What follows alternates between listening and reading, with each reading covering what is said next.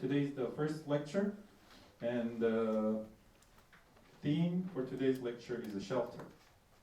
And for first lecturer, we have a great privilege to have our department head, Wei-Jin Wang. Professor Wang has been teaching at Hong Kong U for many years. I would probably think more than 20 years or so. Yeah. And he cares, deeply about your education as well. So the framework of the whole course, Professor Wang had a huge impact and influence in terms of setting this thing up as well. As a fellow educator and an architect, I value his experience, and I always listen what he has to say. Because the experience in architecture is very difficult, not a difficult, but experience in architecture is something that only comes with the time. And if you have somebody with experience, it's a great asset. It's like having a library that's next to you, that you have a great access. So, on that note, maybe perhaps we could start the lecture.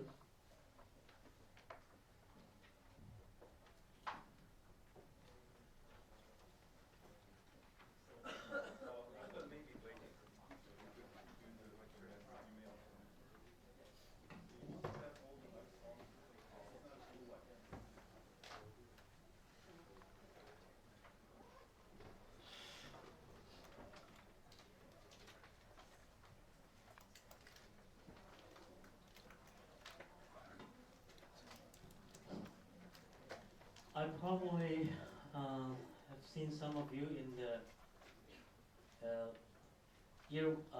Bachelor of Architecture degree kind of briefing, right? And then also perhaps some of you were in the seminar that Mr. Yang Ho Chen and I were doing 2 days ago. The course, as Jay has said, is called, the official name of the course, and that's the name of the course in the last 2 years, is called Visual Cultural. And part of the faculty foundation courses that shared by different departments. And we are in the process of reshaping the faculty foundation courses, and we are here using this opportunity to revise the course in a way. We like the course to be visual cultural but common. It's mostly about an introduction to architecture, and not only architecture and the built environment. So it's about architecture itself, it's also about how architecture related to other disciplines.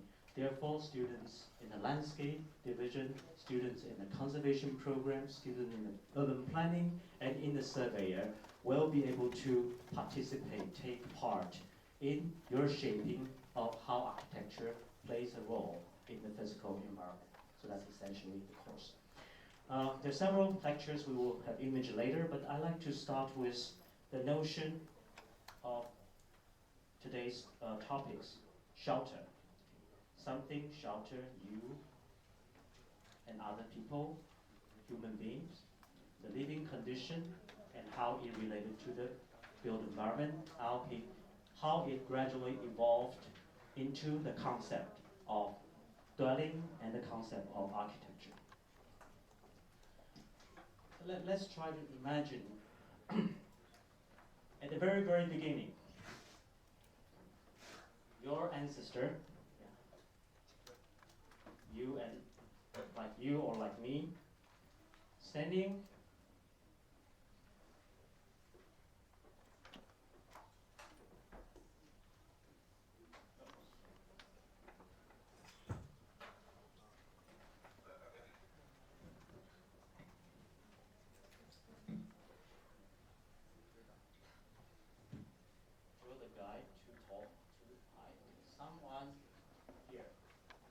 primitive man. Can you see the line? I'll draw it one more time. Yeah. All right.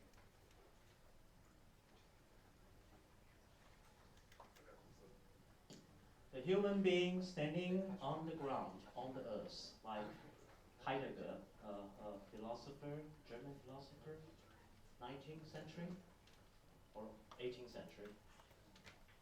talked about the concept of dwelling, of being.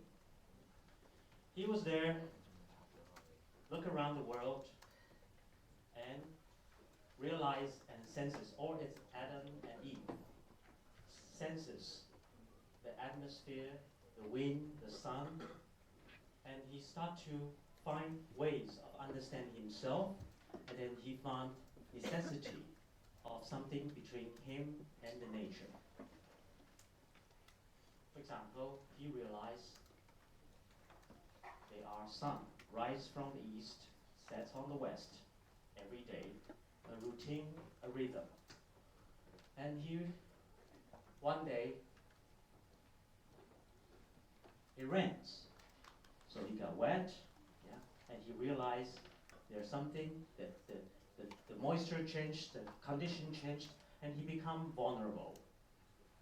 He realized there are wind coming from particular orientation, direction, perhaps summer breeze coming from south, if you live in the northern hemisphere, and winter cold winds coming from the north.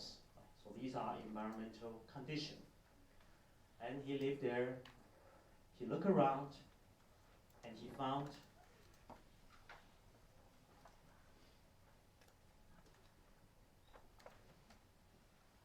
trees, forest around him.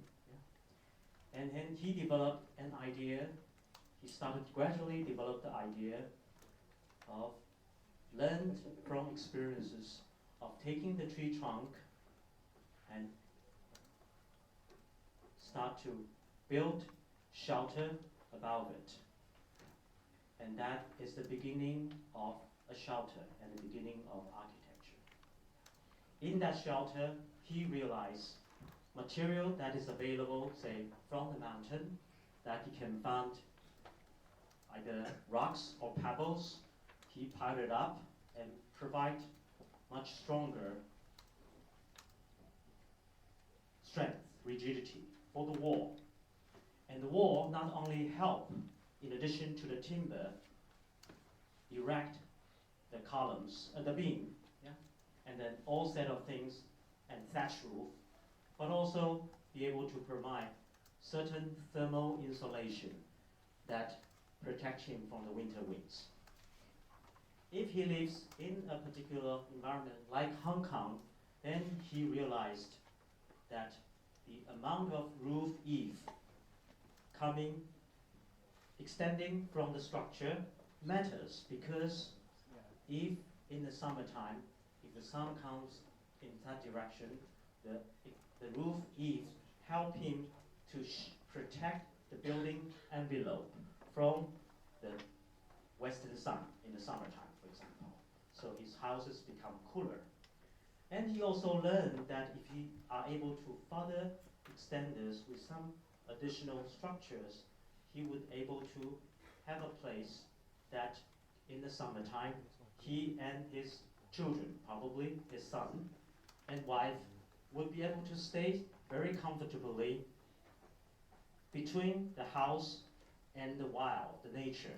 That is a space as a porch developed gradually into. Then the story can go on and on about if this is in the north, in the snowing country, they learn how to build their roof in a different angle, so the snow can melt, yeah, and the house structure can stand much stronger. Okay. So these begin the ideas of a shelter about a human being on the ground, look around using resources, and they start to realize other things, such as they could possibly nearby there's a river, or a lake, or an ocean, where the winds go through that, bring moistures into the house and cool down the temperature. Could be a situation that he learned. Of course, and the mountains on the north, for example, block the wind, and he starts to select the location of his shelter. The mountain block the wind in the wintertime, provide him even a better shelter. Then it's not only him, his brother and sister all built their shelters one next to the other, and clustered together, become a setting, a village, yeah, or even a town.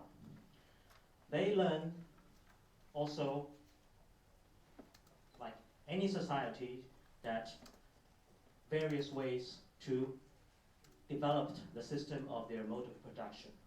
If a lake has plenty of fish, they learn how to sell. They learn how to fishing, become a fishing community or fishing settlement. Or in many places, you have plenty water supply, and then you learn how to develop the agricultural society with paddy fields, with irrigation system, and it's not only a singular house, it becomes a society.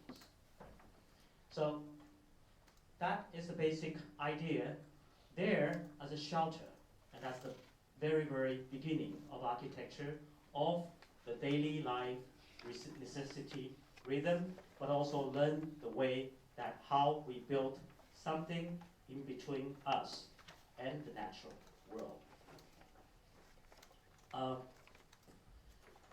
Of course, this is one location, and there are many, many locations, geographical locations in the world that people built shelters. And they took the shape roughly like that, or in other places, say, a different production conditions or normans. They move around with their cattle. They find a technique to build tent using fabric, for example. Yeah? So they can take the fabric apart and ship it with them and build another one, like Mongols, like many, many places. They build tent, and that is another form of shelter to cater for their needs. That could develop into, with the development of civilization, and that shelter can develop into particular ways of learning using mud, built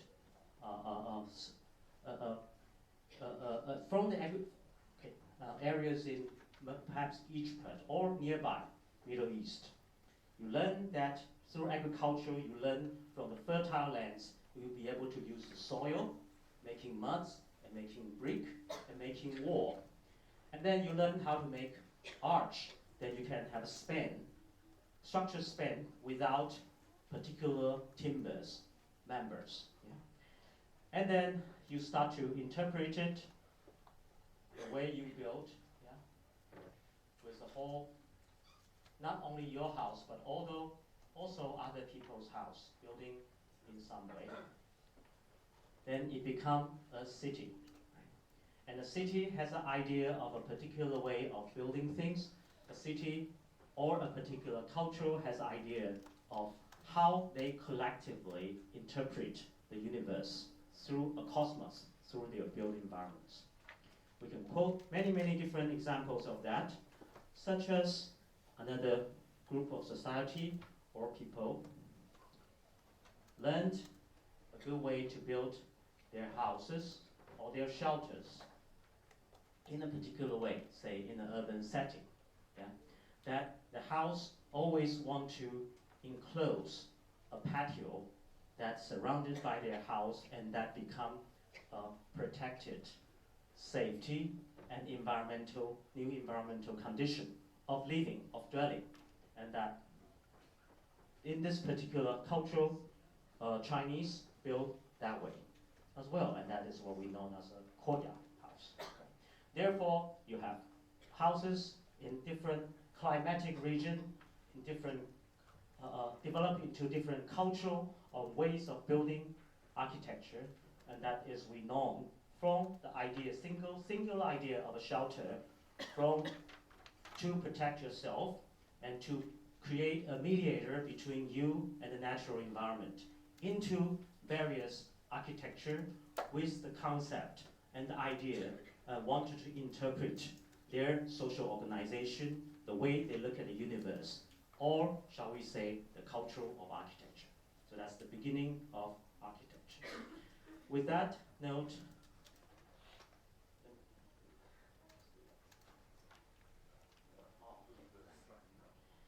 with that note, I'd like to start the lecture talking about, with various examples, traditional, vernacular, as well as contemporary architecture, how the idea of shelter developed, intertwined into the idea of the shelter into the modern ideas, of relatively modern ideas of architecture, and at the end, how they related to the built environment in large. Oh, it's that kind of two projectors. I hate that. Every time I see the two projectors, I don't know which one to look at. Can you turn the light?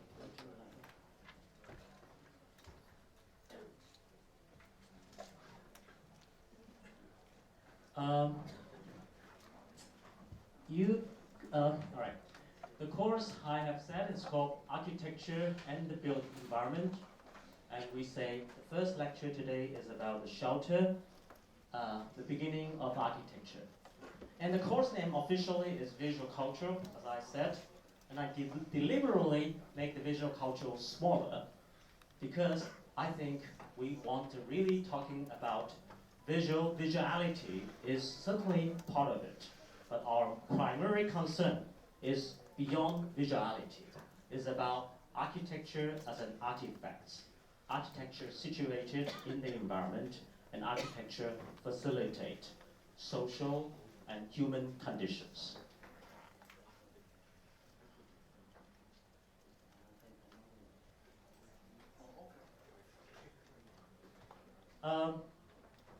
The lecture will be primarily, we designed the lecture together with several teachers, and it's primarily include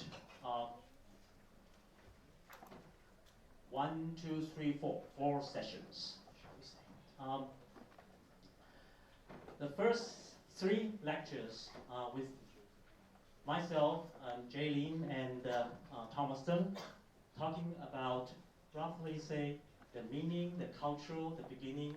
It's all about still the idea, the construct of the idea of architecture and how we perceive architecture. The second session that we like to talk about is histories. Traditionally, very soon for architecture students, you will take architecture history courses ranging from most of the places in the world teaching the development of Western architecture or European architecture, in particular like this part of the world. Then we also talk about the development of architecture in Asian context or China in a particular case over here. And we also talk about a very important era, which is modern architecture at the early 20th century, the concept of modern architecture and how it leads to the contemporary development of architecture.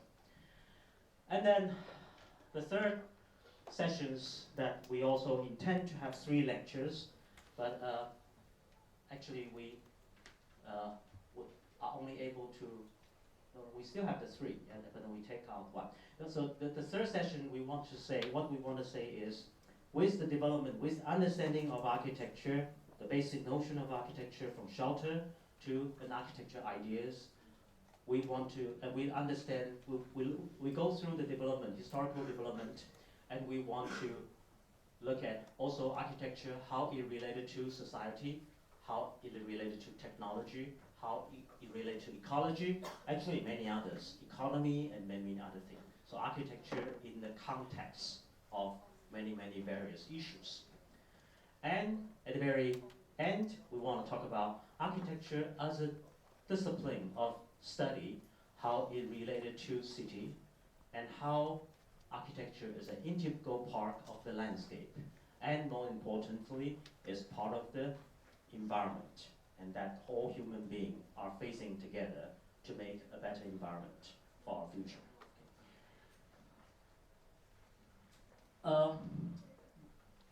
When talk about shelters, I started thinking in the last few days of how are we able to develop the idea? I'd like to talk about the shelter, which the diagram that I drew with you into a little bit discussion of the idea of dwelling. Houses develop in different part of the world. And they are part of the landscape, geography. We had just briefly talked about. They are part of the geography, and we call that also cultural landscape. A landscape, not purely a landform, but they have been developed through a particular culture, and the landscape become a cultural landscape or cultural geography. And with that understanding, we'd like to talk about the concept of dwelling that is built from all that. And the concept of dwelling, I would go back and quote maybe Heidegger write about or perceive the concept of from shelter to dwelling to architecture. And then I like to talk about the notion of architecture is a shelter, but it developed into a particular ideas that is a place, that a place has meaning, that convey meaning and going through our history. Okay, that's eventually what I tried there to talk about. If we look at examples of dwellings all over the world, in this case, in Greek, a Greek houses built, can't remember the date, long ago, over 1,000 years ago, using local masonry, stone. And in a medieval environment, climatic condition, they have a chimney, but also the houses are using, developed the roof from the tile, and then become a way that at that particular time, people built their vernacular houses in Greek, and maybe later also in Rome and so on, like that. Not far away in North Africa, we found people there are many different ways, but for this one in Syria, for example, people use their earth, built their shelters in that in other places can call adobe, but using red earth to build a way that they found in the places that you don't perhaps have a lot of timbers, then you could easily using the material you have to build the houses. And it's not only the convenience of the material, but it's also the climatic condition that in a desert or Syria that it gets very, very hot in the summertime, in the daytime. Yeah? And so the thick soil provides thermal insulation to shelter the rooms in space inside that cool. And at night it becomes -0, perhaps very cold in the winter time, and that provides thermal insulation in different way. And we go to the other sides of the globe that we found also people built very different. In this case, it's a Thai house. In Southeast Asia, that you have very different climatic condition. It is hot, it is humid. Houses are there, lifted above the ground, and then you build a platform, and then plenty forest around, easily to get timber. You build a house in that way, and it's an agricultural society. You have paddy fields, you have thatch roof that was there for waterproofing. Yeah. And that house are lifted above the ground for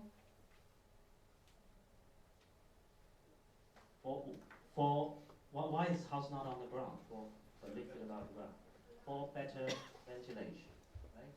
Because it's humid, and also for safety probably, because in places like that, not only you have mosquito active around 2 meters away, and also you have snakes, you have all sort of insects, yeah? And to be able to build in such a way provides you a high degree of comfort, and then you can start to have raise your chickens and so on under that, and when people go back home, you have to go through the stairs. And then they developed a platform or podium in a way that, as like our earlier drawings, it provide shaded areas of or intermediate spaces between indoor and outdoor, the porch spaces that become the most comfortable space. And then when you get up there, arriving their home, in many cases, they put a bucket of water for you to wash before you go in here. The whole thing become ritual. And the very another examples of that, then we go back to later. We'll use plenty examples to talk about the houses that around this culture, that a courtyard house, a particular way, also a particular way to build. In addition to shelter you with local material available, this has developed into a much higher degree of complication, sophistication in terms of interpret the family relationship, the way they look at the universe, and how one building related to the other building in a city context. In this case, is Beijing. I know some of you, I recognize some of you taking the classes of University Common Core course. So I'm using the same example for that, excuse me, but there will be other things, yeah? So bear with me for some of that, because the fundamental ideas, beginning of architecture remain the same. Now, so with that, we can go on and on, and we find very different ways of we build shelters. Stilt house in Laos, very similar to the Thai house. It lived above the ground, and actually across Pacific Ocean, the Polynesian culture pretty much developed their dwellings in that. And there are particular way that the culture interpret the construction, such as the way the roof ridge is developed, and that you found very similar to in Japan. Some of the vernacular farmhouses that has similar articulation of roof ridge, yeah. And also we certainly believe Japan, part of the Japan origin is coming from the Polynesian islands hopping up. Right? So the way people built, not only coming from available material and technology, but also from the idea, the prototype, and the communication of the prototype. People migrate. They bring along the way they built to a new places, and that influence the people, the way people built in that new places. And the other is the opposite. Of course, the igloo that people use ice in extreme cold condition to build their shelters. So a span, in this case also Mediterranean environment, a stone house, compared to the other one. Now we'll get to this later. That is a modern house. A modern house built by one of the modern architects called Philip Johnson, but ideas of a glass house come from another architect, Ms. van der Rohe, which we'll look at some of the example. But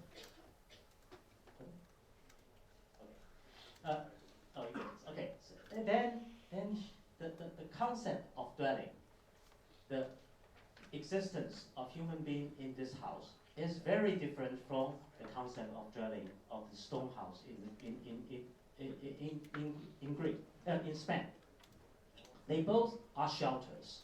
They both have concept, but the concept of how, with new technology of steel and glass, that the new modern man liberate himself and want to create a brand new relationship with the environment, the views and the natural wood in the suburban American context, create the Philip Johnson's glass house.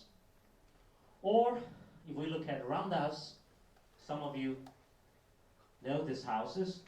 That is Santongbo in Chunwan, right? That is Hakka people's house when they moved from North Guangdong gradually to the Pearl River Delta, and in order to protect themselves from the earlier migrants from Guangdong areas, they stay together with a very strong kingship system, and the house in a way protect himself from other earlier arrivals. While the other more extreme example is in Kaiping, that is south of Guangdong, 3 hours away Guangzhou, that immigrants going to other places, Southeast Asia, working and trading and bring back money to build Western influenced village villa. Yeah? And at the same time, because the government has less control over the safety around the areas, pirates were plenty around. Villagers decide to build their house in this way, almost like a castle. So protection and safety become the most important things, and the projection, be able to see far away of all the potential dangers that may endanger the village. So very different way of building in actually not too far away in a geographical region. Now it gets to the first notions that we want to talk about is shelter or dwelling over the world, influenced by, of course, climate and geography. And it is also to do with the geography, the climate, provide opportunity for material and the technology developed from that material. And most important, we need to explain why houses over here in the same places still different from one from the other. Then that is also because climate, material and technology develop into a particular social and cultural and aesthetic preference of the way we built. So houses, vernacular houses always have a prototype, a particular way we built, and that developed into a house form. But the house form was never constant. It was relatively constant, of course, compared to our contemporary society, but the prototype always going through modification, because the new climatic condition, the new material technology developed, and new social condition developed into a new prototype, and they constantly, gradually evolve. In the traditional society, because the environmental changes and the value changes are relatively stable, therefore the house form remain constant for a lengthy period of time. But they do change, like the examples of the Taiping house we were talking about. Right? But in other places, all contemporary society, the condition changed drastically, and we changed. The house form changed much faster than they were.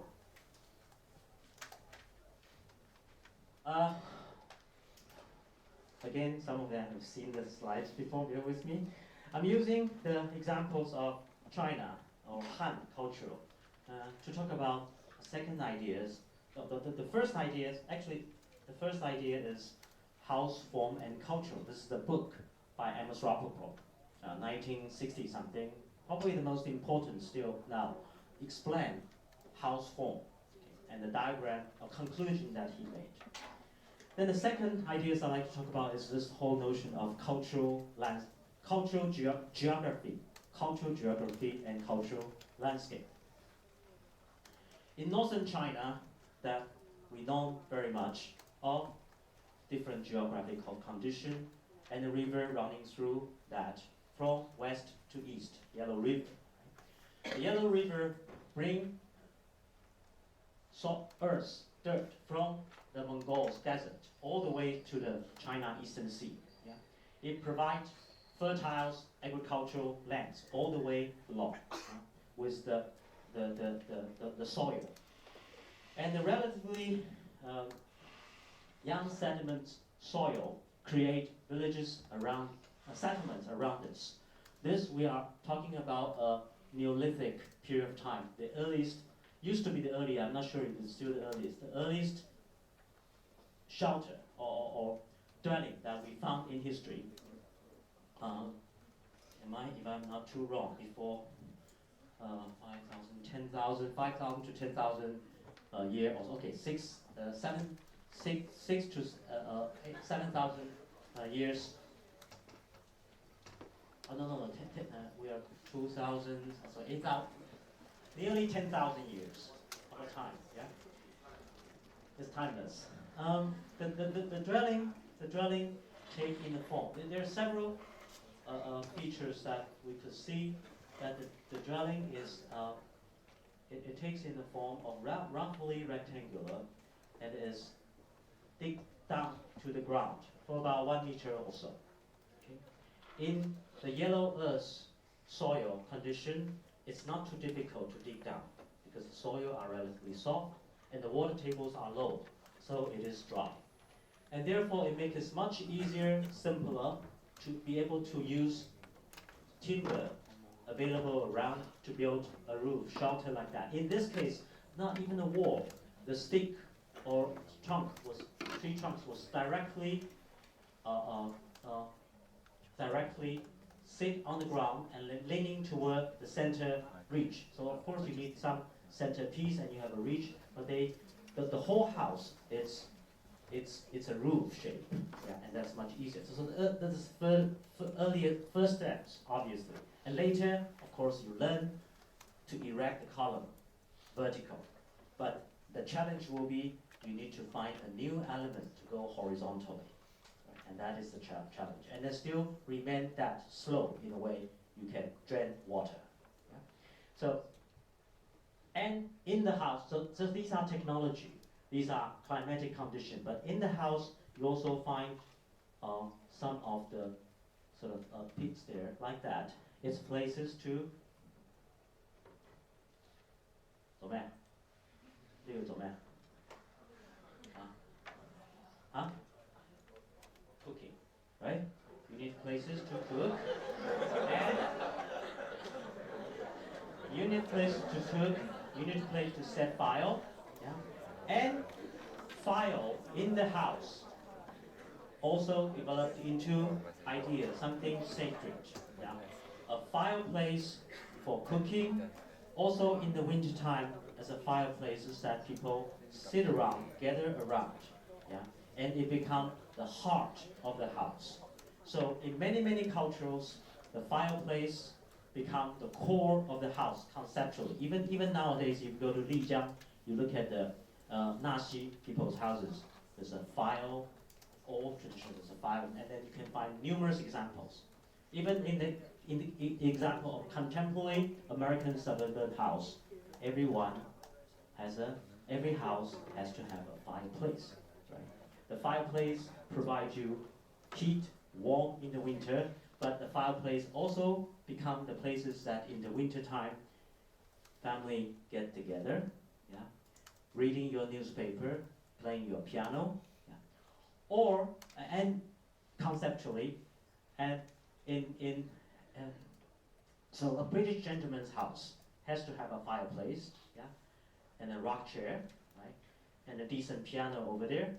So when the guests come for dinner, after dinner, the daughter has to play piano, and the gentleman sit there smoking cigar. That becomes a ritual, right? So that becomes also the concept of a house. And that fireplace developed even into California, which Southern California, that Los Angeles suburban house, you probably don't need fireplaces in the winter time, but people still build fireplaces because that become a concept of the center of the house.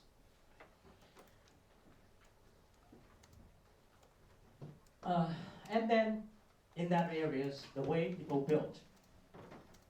Even nowadays, if you go to the provinces of Shanxi, you still be able to find houses like that. Mostly built about 50 or more than 50 years ago, 100 years ago, 200 years ago, is what known as the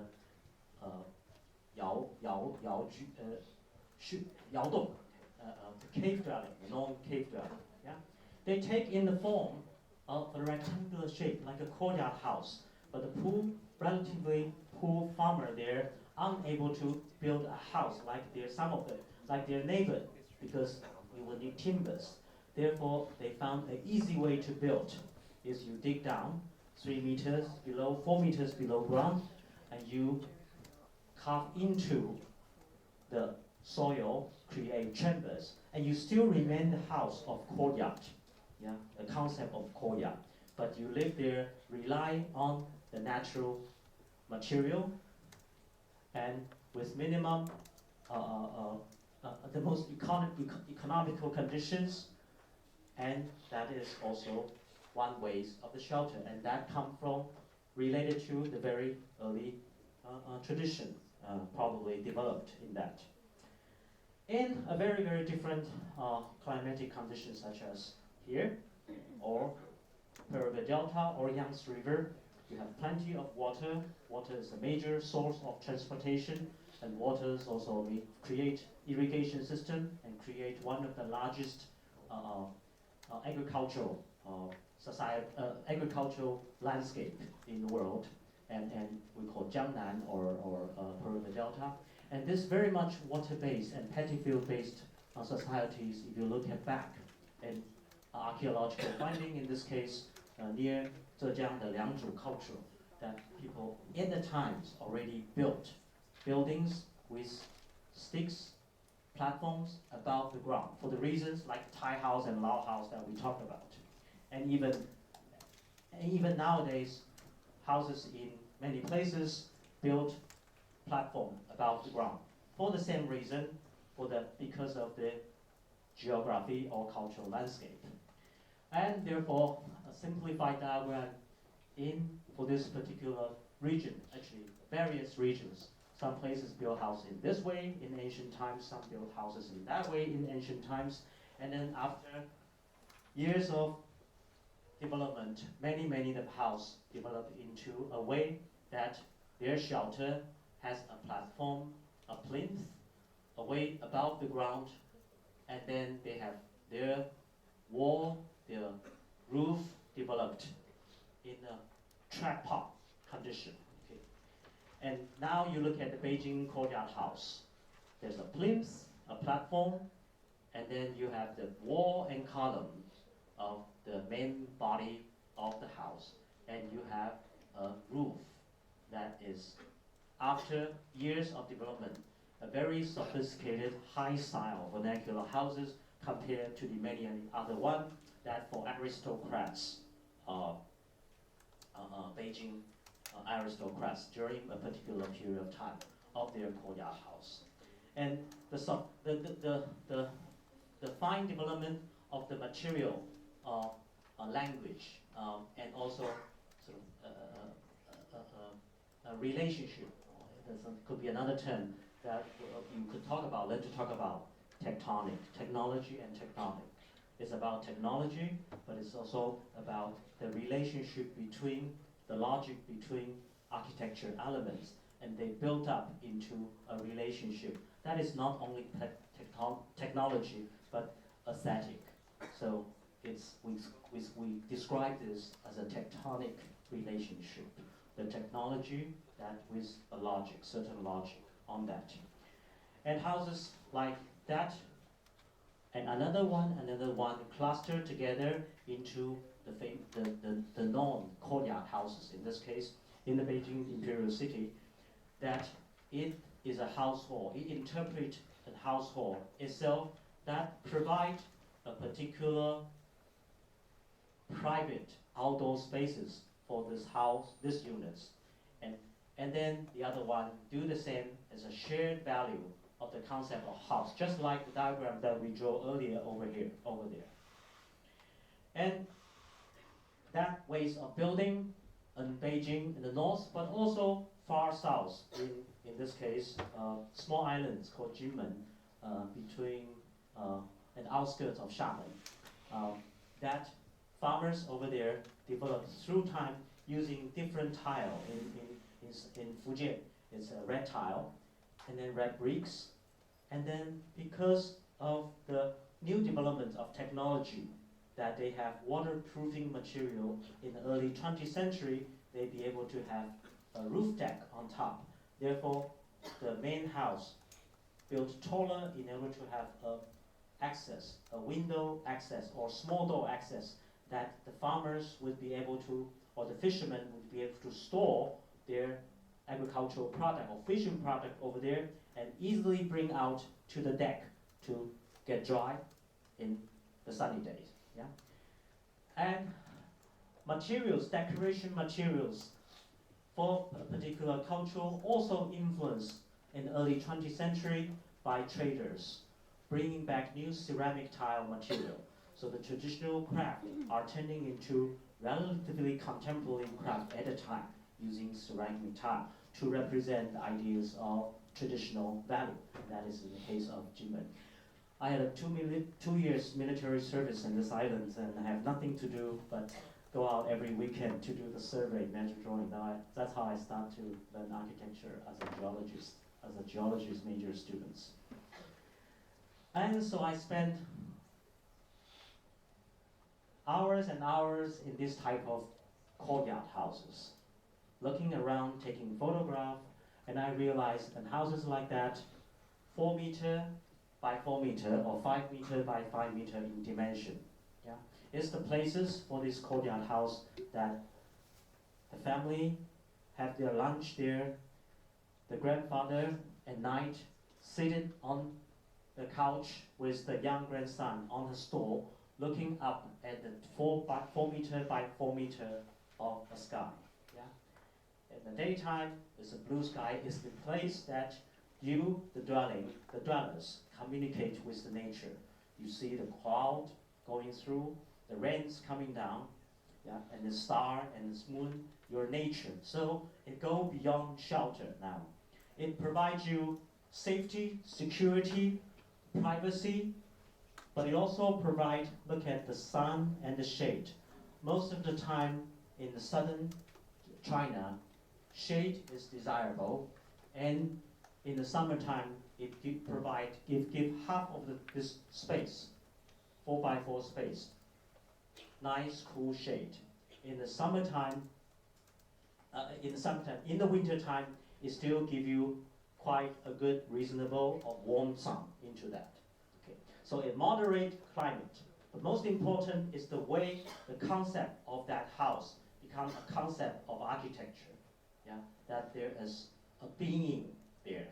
So now, for all the practicality, you stood there days and nights. I'm sure the grandfather and the kids built up a certain degree of communication about issues of philosophy like Heidegger trying to talk about, yeah, the existence of their human being, yeah, and the sharing of the value of this house. Houses are also full of other things, such as a typical that in this particular culture, Han Chinese, put very refined motifs over that, representing values of the house, scholarly study, honoring the honor of certain family members and achievements. So we always say a Chinese house or a Chinese village is a didactic narratives.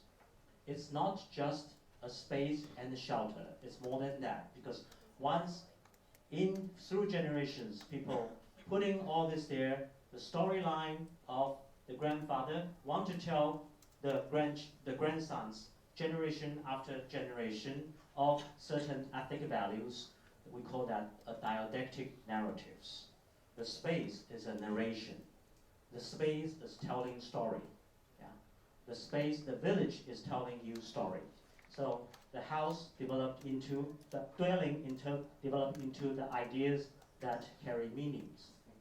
A good example of that is the house in Huizhou, Anhui province, and there's a particular type of building called Huizhou dwelling. That in the courtyard, there is one of the typical motifs, much simpler. We all used to see all the motifs talking about weddings and luck and long lives and all that. And this one is a tree leaves, yeah? And the tree leaf, the shape of the tree leaves, yeah? Yes, yeah, I know it's a leaf. The leaf falling down in the probably autumn time, yeah? So what did it try to say? Try to say, the falling leaves going to the ground, yeah? And it go back to the nature, the soil. the root going back, the tree leaves going back to where they come from originally, where they belong to, the roots.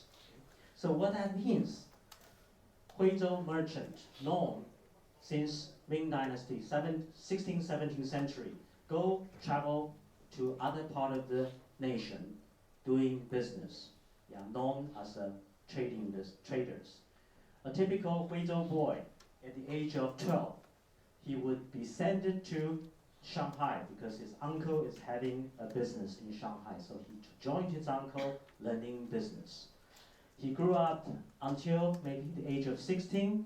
In the Chinese, he will come back and he found his mother already set up a date for him. So he married that neighbor ladies in the age of 16, and then he still has to go back to Shanghai to continue his career. So until at the age of 60-something, he come back, retire, back to his home, build a new house. So generation after generation, the space or the didactic narratives want to tell their offsprings that returning home to maintain the root in that traditional society. So that is that necessity. There's also the necessity of such. Now, the notion of the courtyard, I'm using this example because it's the most convenient and it's easier for you to understand that the idea of the courtyard, the way we interpret the cosmos, the way it provides safety, security, moderating climatic conditions, have the same prototype that we were talking about, but they varies. In northern China, the courtyard, like the one in Beijing, is much, much bigger in dimension. 10, 15, 20 meters for aristocrat's house.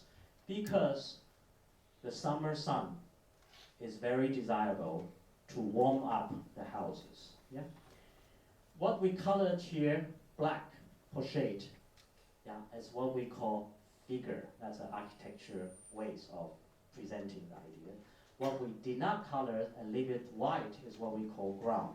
So we call this type of drawing figure and ground. We try to use to interpret, talking about an idea, very fundamental about space, describing space. Solid and void, that's very typical things that very, very soon your design teacher will be always talking about that. And in the southern China, like in Guangzhou, some of the rich people's houses in this called Xiguan Dawu.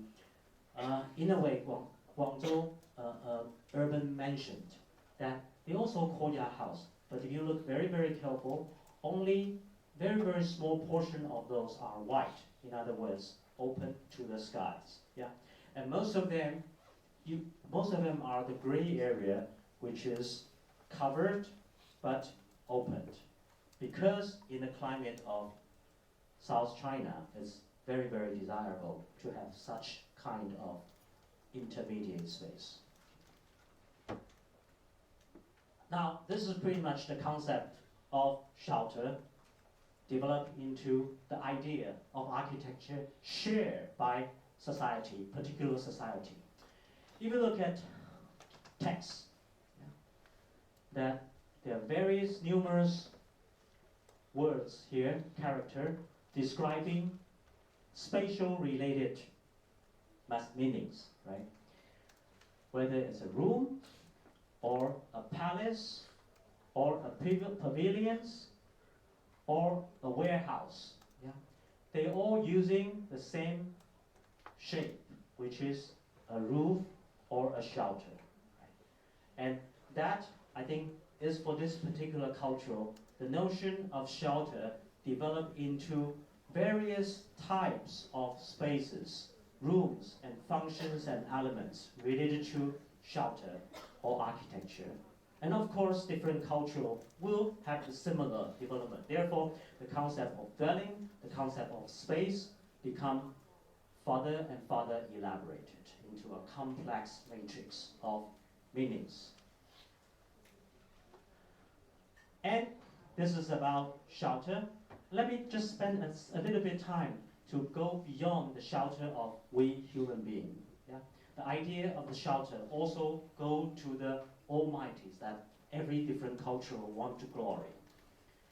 Japanese aristocrats in around 12th century in Kyoto, a major powerful family, politically powerful family. When he retired, he had a dream. It was a very Buddhism was very important, played a role in Japan at the time through the introduction of Chinese monk influences. So this Aristotle had a dream about he's getting old, and he looked back at all his life, and he feel glory, he feel sad, he feel regret, and he started to think about his after death. So he had a dream that the Buddha wanted him to build a temple or a house for the land of Western, Pure Land, the sect of Pure Land. Yeah? And so he had a dream that the day comes and he is receiving by the Buddha into the Pure Land in the West. So he took this, he built this building, takes him 10, 20 years of a time, completed with idea actually provide a shelter for the Buddha. The building is very known as try to represent ideas of the ideal diagram of the Pure Land, which come from the mural in Dunhuang in China and many other places, that Buddha, when you get it, you are there with the Buddha, sitting on the lotus, on top of the lotus and the lotus pond. And every lotus is a little Buddha, and that is you and me, there in that heavenly world.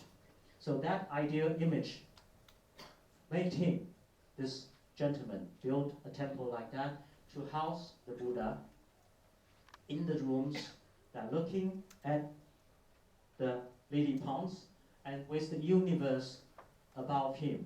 A particular technology developed through China, Korea, and Japan of a timber structure with a particular motif developed to interpret the universe of, at the time, a Buddhist universe of square, of circle, of the angels, the flying angels, Fei Tian, taking him into the paradise lands. The shelter for the Buddha in the Japan, 12th century, in that building, particular building. Remember, the next time you go to Japan, you go to Kyoto, don't just go to Tokyo. Yeah? That building is called Byodo Inn, Phoenix Hall from Hong Kong. It's known for two golden phoenix, one of the very fine, beautiful buildings in the city of Kyoto. Okay, the diagram that we were talking about, the ceiling, the universe, of course, come from many origins, such as the diagram of mandala, that describing the concept of the sacred land, the mountain as the Buddha, and the four Buddha and the four different directions of four mountains. Yeah, and also the idea of circumambulation, of moving around that. It's the square, it's the circle, that is to interpret the infinity, the ultimate sacredness. In the pilgrimage in India, the Sanchi, which is the earliest form of temple in India, was developed in the shape of this semi-circle vault.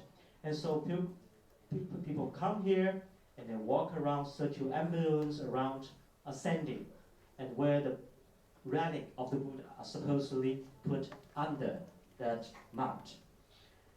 And the ideas of that sacred space developed into later, through many generations, in this case, a Hindu temple, that the mountain, also the ideas of the mandala, further elaborated into the final chamber and the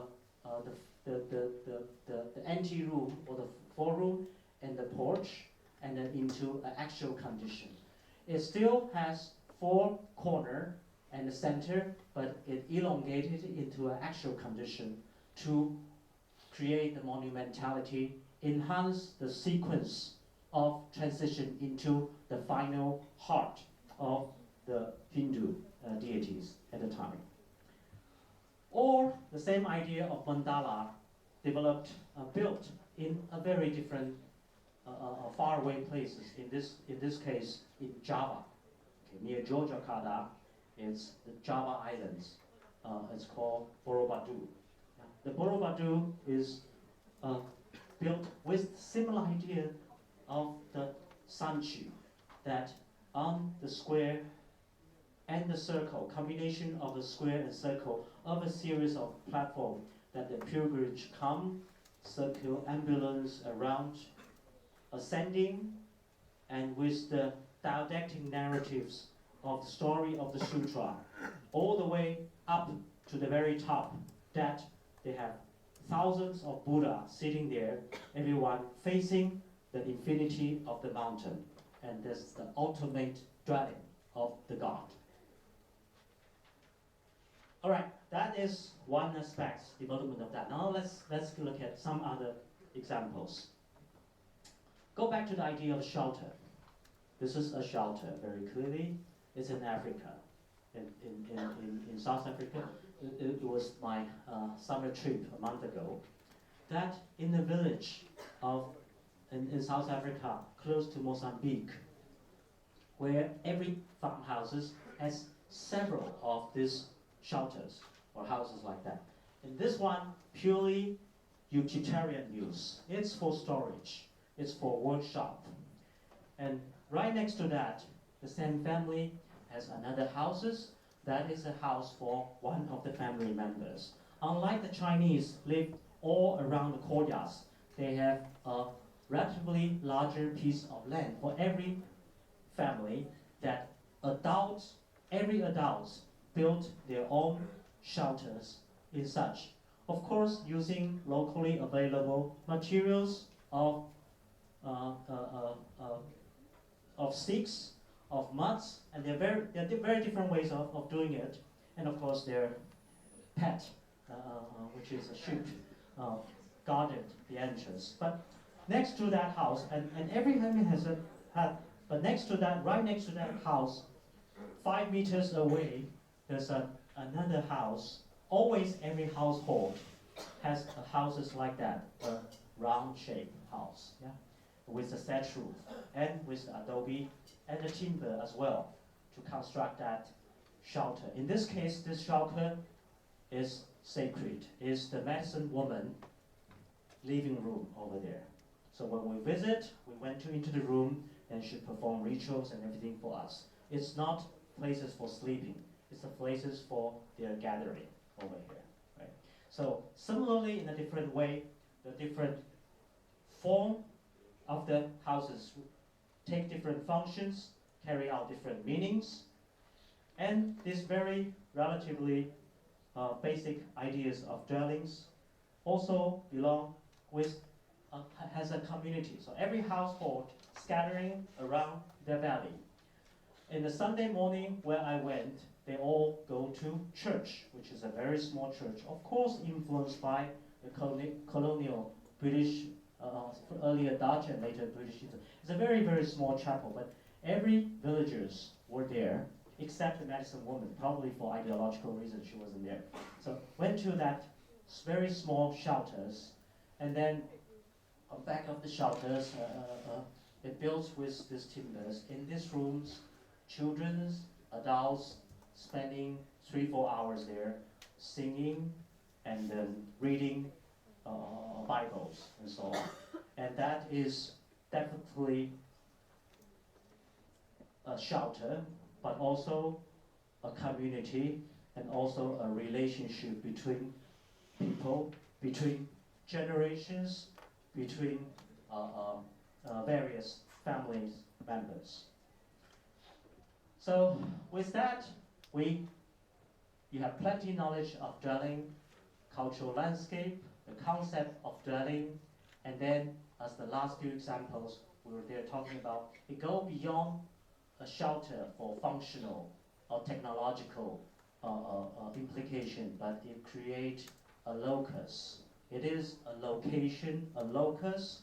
It is, some people would say, a place, a particular place that has a meaning. different philosophers, theorists, architects want to interpret that locus, that meanings. For example, Heidegger writes in his Building, Dwelling, and Thinking. Oh, it's 1954. I was wrong. It's not 19th century. It's 20th century. I'm sorry.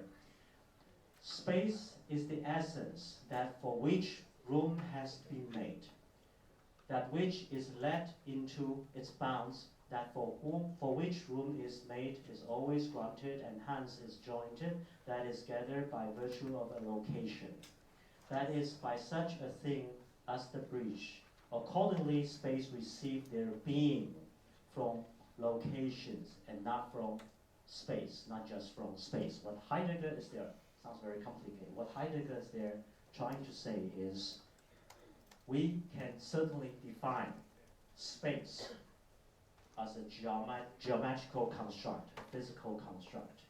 But when the space are put in a particular place, a location, we start to receive a lot more, developed into a lot more meanings and being than purely abstract space.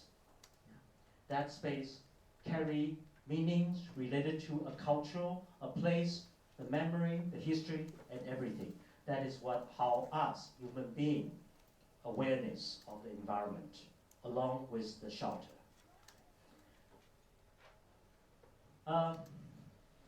Contemporary architect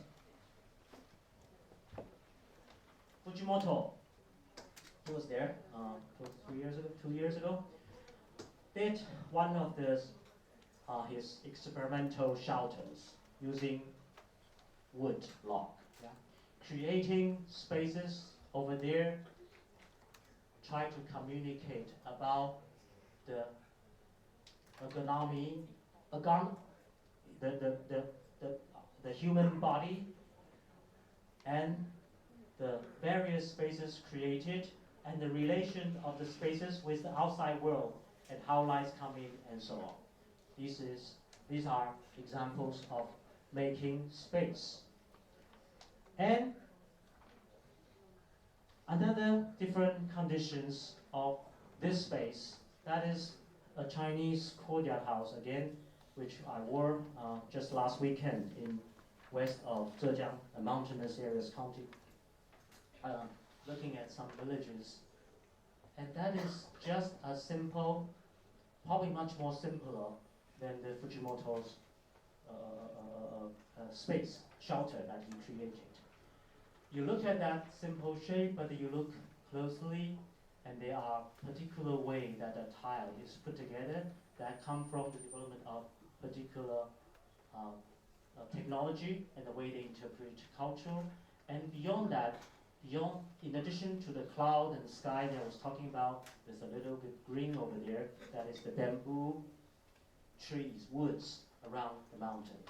So every of this courtyard you look up, there is that bamboo, and that makes you aware of the locality that Heidegger was talking about, the locals, the locus, that it moves from the very simple notion of a physical bound into the being of a space, of dwellings.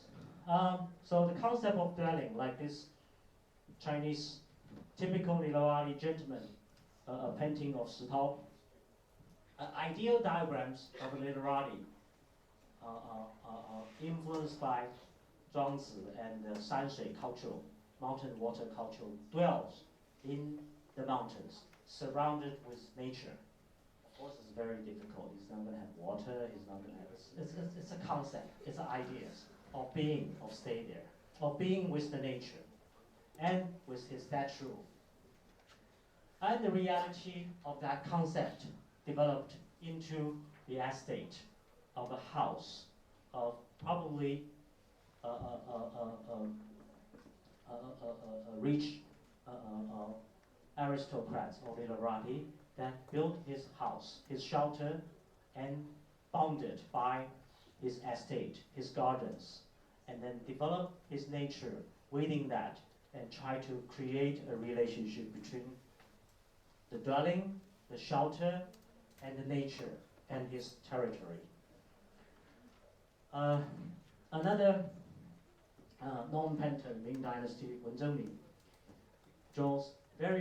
participate heavily in the design of garden, and also in one of his numerous paintings depict the daily life in the ideal shelter or ideal dwelling of a literary Chinese, with the trying to being like the earlier one Shi Tao was drawing for him, and the real nature that he tried to create his own nature in his garden.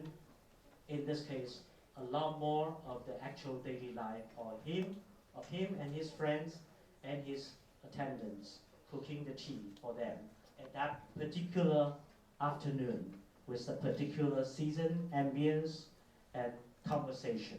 So the daily life become an integral part of the pure space.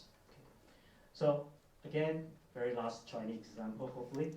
I just happened to be there last weekend, and so I have handy experience of in that village. Typical gentry's house with a courtyard that the light coming through that, and the particular ways technology was developed for water drainage, for paneling system. Mostly outside the houses are white solid wall, but inside the houses are the most expensive material, which is timbers, panels, and sculpture. And also the desire of having nature turn the planters, that on two sides of the courtyard.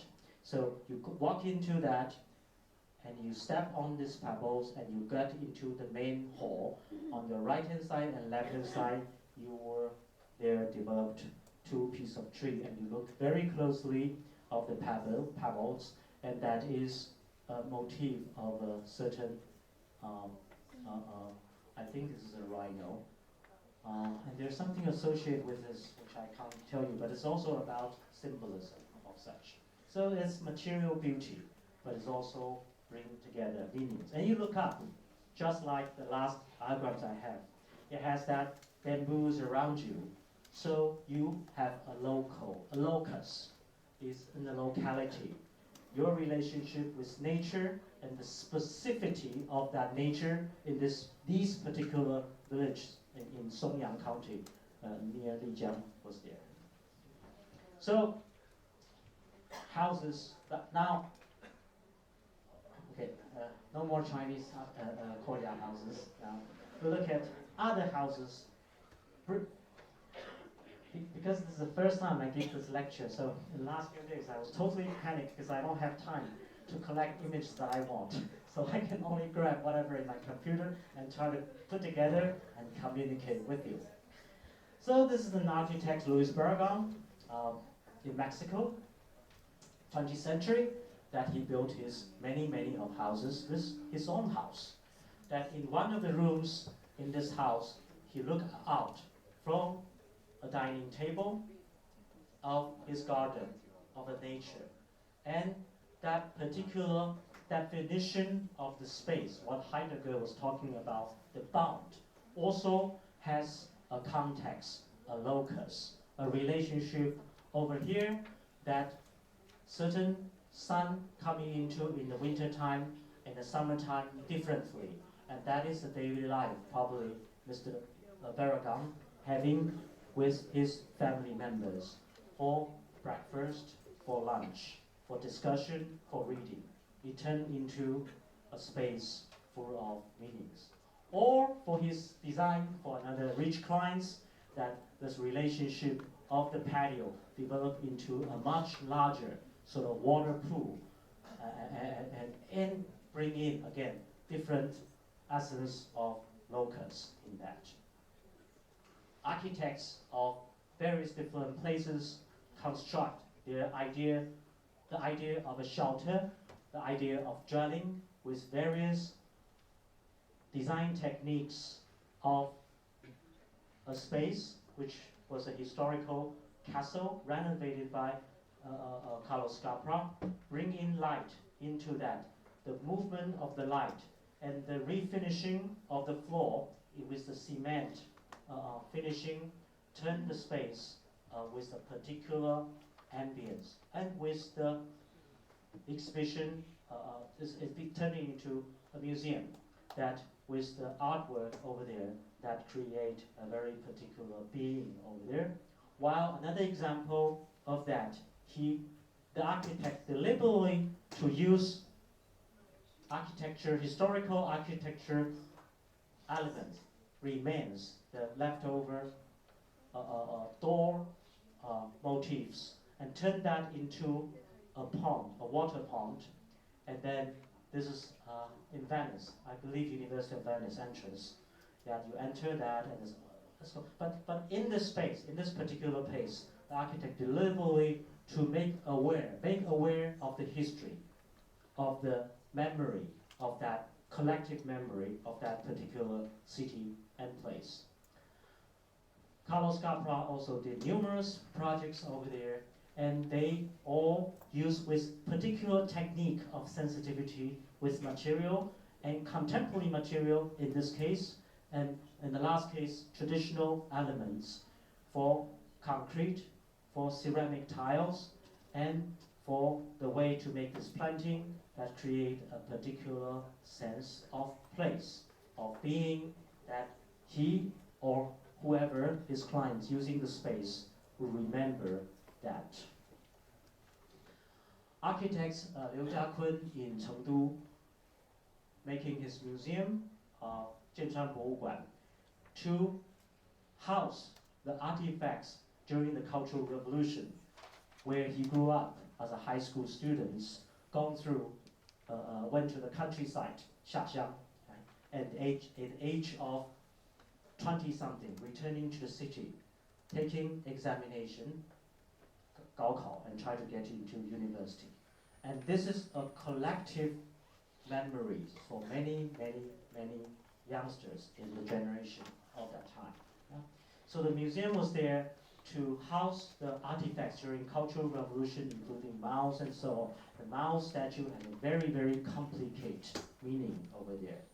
And the space deliberately to use red brick, because red brick in that context, like communes and so on, is typically used materials in the rural China that to make indoor spaces and outdoor spaces. What he claimed from of this building, not so much important to me as a museum, but is a space to house the what they call red memory. Okay. Red is brick, but red is also cultural revolution, also ideological and all of that. Yeah? So 红色记忆, that's what Liu Jiakun always talked about, and that exhibit in many of his work. And that goes beyond the power of purely a physical bound or space bound, but it goes into the essence of meanings. Gunnar Asplund's Tuesday night, we talked about Labyrinth, cigar reference. And then Yang He talking about another architect who did a competition with him. And then halfway, the clients told the architects, Gunnar Asplund, say, if you cut off, well, there are two ways you can go. One is we fire you, no more, bye-bye. Okay? The other way is you separate with your partner, and I'll go on the project with you. So Gunnar Asplund decided to go on the project. So that put Labyrinth in a miserable condition for many, many years. But Gunnar Asplund's wonderful architects, again, another one of my favorite architects, they work together on the projects of Woodland Chapel. It's not only an architecture project over here, it is a project, it's a cemetery, it's a big, big cemetery, among which many, many small buildings, including like this one, a chapel, which looks exactly like a primitive hut. And I believe this has a lot to do with their association of Nordic experiences of what they call national romanticism of Swedish. At the time, the forest the woods to build a shelter in the woods. In this case, it's actually a chapel. So a very, very big porch that inside that, the chapel, you go out, you come out, and these porticos, these columns, bring you from your chapel together with the vertical trees, and that become all in one as a continuous experience of sacred and of nature. And the Woodland Chapel, one of the very known passage of going into the final places for cremation, that the architects and the landscape architects made this mount with trees on top and a cross right along the passage, the roads. So you go through that with a wall on your left and a mount on your right, and you bypass the cross and you reach the final destination of the cremation chapel. And there's a photograph, four photographs I remember when I was students that I was sort of haunted by, which is summer, winter, autumn, and fall. Like for the season change, yeah, the landscape is so profound that the landscape itself now the idea of dwelling, the idea of shelter is not only the bound of a defined geometry of space, but it's really become the landscape. So the landscape itself brings us into, through times, into the final piece of chapels in this cremation. I'm not going to go through that. But here, what we're again is saying is the development of architecture, of shelter, of a concept of dwelling, of being, from secular worlds to the sacred world, and also to structure like that, which is cemetery, try to bring our being from a daily routine secular into the eternity in this architect's particular architect's explanation. And this is basically what I try to communicate with you. I have too many slides that I have prepared. I can do one more lecture.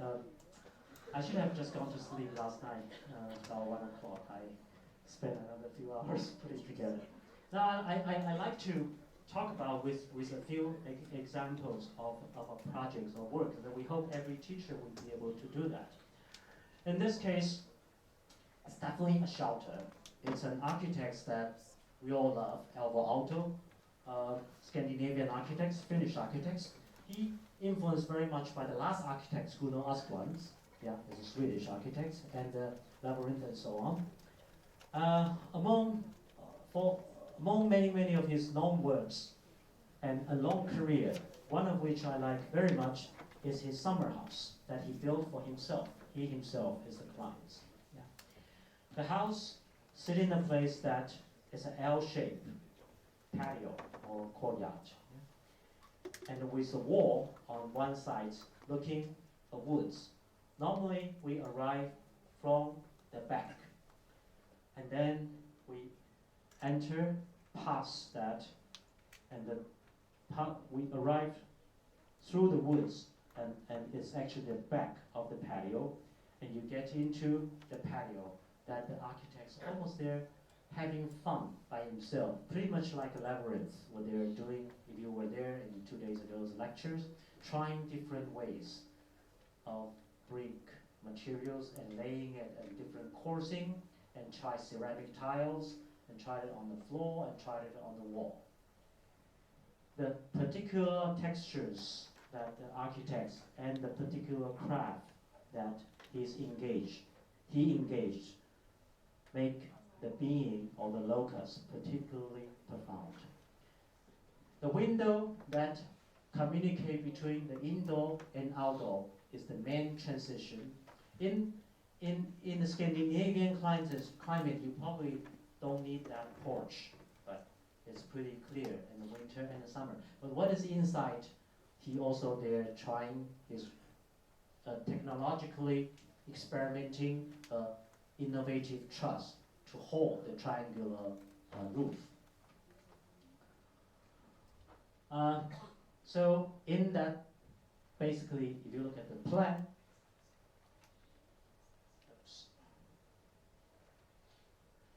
if you look at the plan, you have toilet, you have living, but it's primarily spaces like that related to the patio over there. I assume they spend plenty times over there. And the main circulation, not much, but very simple. Always walk along the periphery of the L-shaped space because it's their relationship with the patio. And the shall we say living room, or the only rooms, which is pretty much everything, living, dining, it's a summer house with a loft above, and then with his own designed chairs and window sills and a cup of coffee or tea, looking at the patio that he experiment his bricks, make the being of the space, from purely a shelter into a concept of dwelling. Another architect, a great admirer of Alvar Aalto, practice on the opposite side of the globe. Glenn Murcutt, Australian architects, also Pritzker Prize winner, 10 years ago, built a shelter, also a summer house for himself. In this case, it's a garage converted. The garage that he decided to reuse it, and with the lift up of the panel, the porch, created that porch and extended the wood timber outwards to create a very desirable shaded but also sunny transitional spaces between the habitation, dwelling, and natural plan, Australia landscape, flat landscape. So the architects add a little bit necessity of utilitarian use, toilet, and so on next to that, with remaining the original, I forgot it's a garage, I'm not so sure, it's a garage or it's a farmhouse, that over there, retaining all the structures with very spontaneous use of material that he is familiar with, industrial material available from the water drainage down pipe to development of innovative window sills around the house. And the main spaces are the places that you cook, you have meals, you writing, readings, and now it's the places that he hosts his guests. He promised me when I go there, he will put me in this places that he has made most of his friends there. And that's what the house look at. It's like a shelter, yes, but it has certain quality of beauty about material innovation, tactile quality of the building, or we say tectonic quality of the building that exhibit.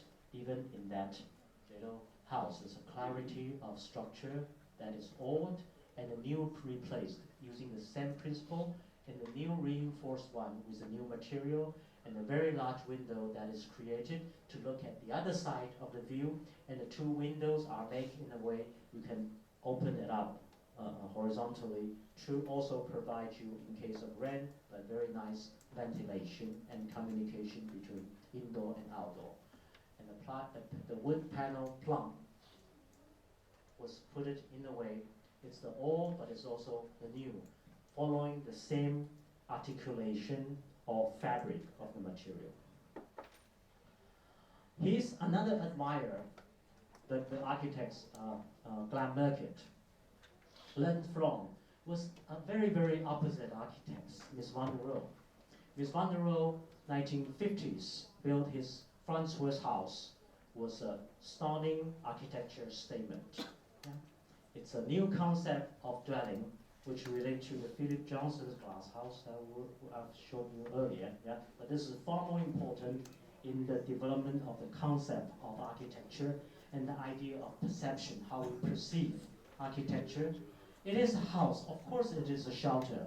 It is a shelter for his clients to live there, but it is also the idea of his clients through very minimum articulation or partition or arrangement of judgment. Sorry, it's the next slide. But I don't have a plan here, but the relationship of wall panels, of privacy, of public, of private space that in related to nature was there totally haunted Glenn Murcutt, the young Australian architect. I think I heard he read the magazines in his father's a builder. Read the architecture magazine from the United States about this house, and then he decided to go for architecture. And for the rest of his career, that he built numerous houses, but he very much influenced by the Mies van der Rohe, the very grid, logical, modular, structural system, in such. And the long house of a typology that in his early career, he built several houses like that in Sydney, very much Mies van der Rohe's language, very, very finely built.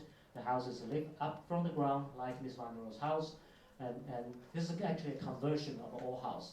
And the wood deck is added beyond that, very much like Francois, Mies van der Rohe's house, and then stepping down into the living room and turn original sort of Victorian bungalow into a modern Mies van der Rohe's house. And when he get his first commission of a house, a Marine Shore house, when he started his office, not in Sydney, 3 hours away. Don't remember the name of the city. That for his first complete new house projects, he was there trying to find way to build that. Several things come to my mind. Of course, I believe the rectangular house of a design method, vocabulary, language, type, prototype was somewhere there. And the clarity of Mies van der Rohe's column, grid, and the flexible use of space and the flow space was there. But Glenn Murcutt started to think about how am I going to build it, or how the contractor is going to build it. He lived in Sydney. If he then 3 hours drive to the project site. There's no way that he can drive every day to look at the construction. So he told himself, I have to find a way that the local contractor and carpenter know how to do it. And so with my drawings and with their understanding of how to put materials, structure, assemblage together, they can build a house of what I want. The house definitely is clear that the house is a long house because the house are able to then facing the vast landscape around that. It's very different from the context of a Beijing, a Chinese house in the city that you enclose it and create your internal patio. This is a house that is sitting in the middle of the natural landscape. He found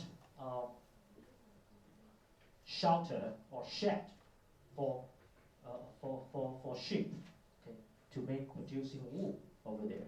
That everybody know how to build it. Every contractor know how to build it with the materials of timber and steel roofing, corrugated roofing, and so on. Then he started to develop a language for the house that he thinks the technology should be convenient, but also aesthetically innovative in a way to bring together idea of his house. He designed the house a little bit like Francois, the Mies van der Rohe's house, a rectangular one, and it's two actually. So one is for the universal large space with utilities on the one side, but you can flow around it.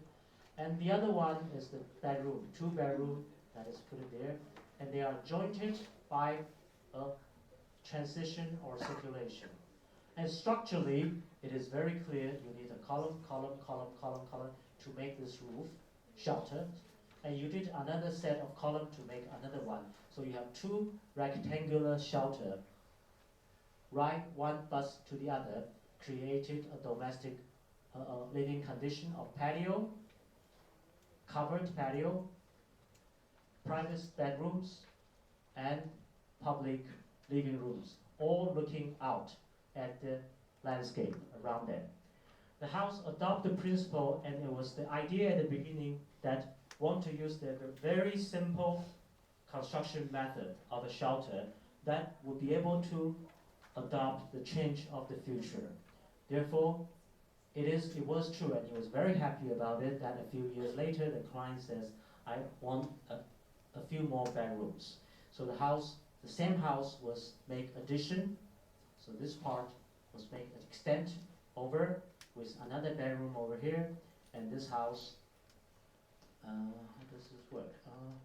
Yes, so this house was here extended for another living room, and then with a patio deck in the front and the back. And almost a similar relationship of household was extended, so the house transformed.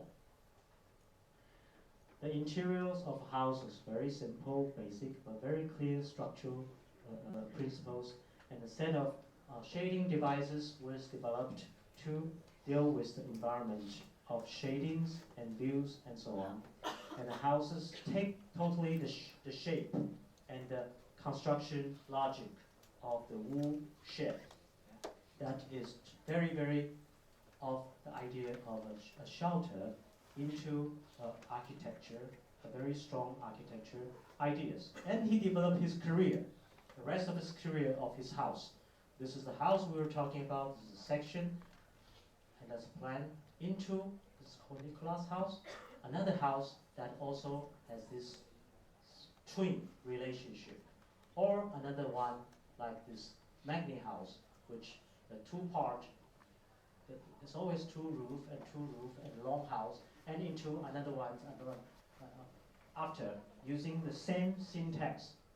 And the Magni house, this is many, many years later that he built with this time